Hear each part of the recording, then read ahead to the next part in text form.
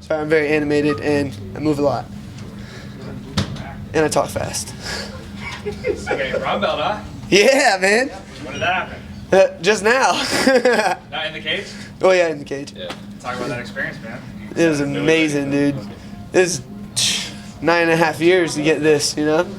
When you're not consistent with the gi, you don't get them as quick, you know? Because I put all my time into MMA. But paid off because I used what I learned there in the cage and got me my victory tonight. So. Was your game plan ultimately to get into the ground knowing what it is? I actually wanted to knock him out. So that's why I stood up.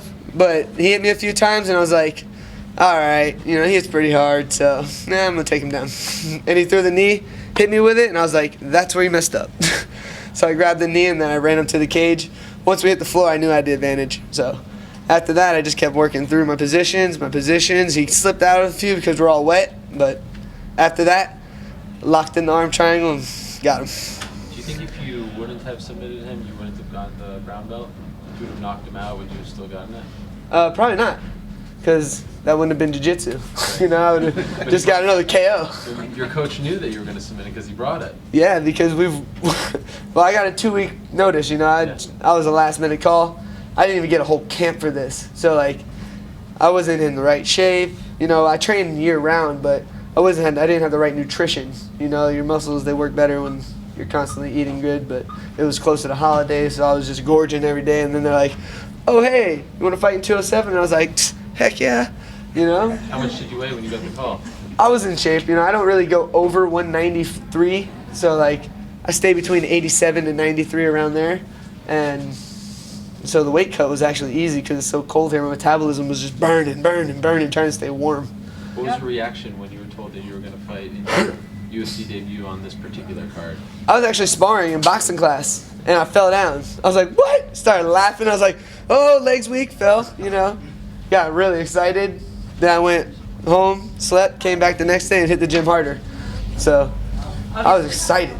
You couldn't get probably that much preparation in because it was such a short notice fight. So, I mean, what was this week like for you, just trying to go from getting that call to the fight? It was amazing, honestly. It was mostly resting, let my body heal because I have my own business.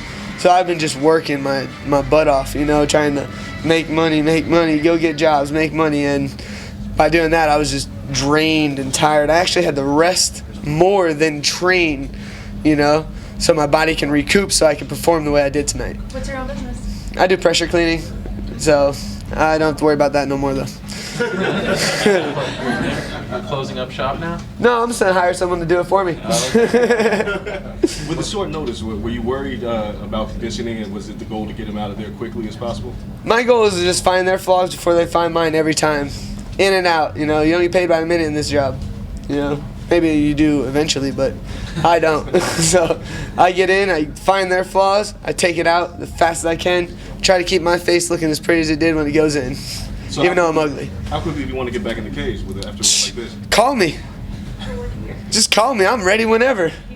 I'll take short notice, day of. If you need someone at weigh-ins, I'll be there on weight. Doesn't matter. I'm ready for whenever. Do you study the sport a lot? And the reason I'm asking is because not that long ago, Brandon Thatch was a big-time prospect in the sport and looked very good. And now he's lost 4 in a row. And I'm wondering if you have a theory as to why he has been unsuccessful. Well, you know, you can't really take a college exam without studying, right? So every time you fight's an exam. You have to study. You have to watch film.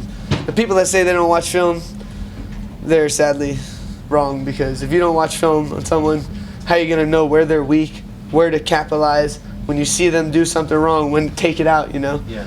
You have to study. You have to watch film. So what's your take on why he's struggling so much as a He player? needs a ground game. Okay. You know, when we were in there, honestly, he's a great fighter. I can't take nothing from him. He hit me hard, you know? But I can take a punch. You know, I played middle linebacker, and I wasn't a big guy. You know, I took a lot of hits, you know? You have to find your flaws and fix them before someone like me and my coaching staff sees it. Because I'll try to stand with you, you know? You hit me a few times, you throw something wrong, I'm catching it. Boom, I'm putting you in the dirt. If you don't know how to wrestle in the dirt, you're going to eat it. I like that pose at the weigh-in, by the way. Was that a signature Niko Price pose? That's me, That's you. all day. What was it for those that missed it? There it is. There it is. That was a good one. right there, and then I put the, because What's I'm that? coming for you to put you down. Okay.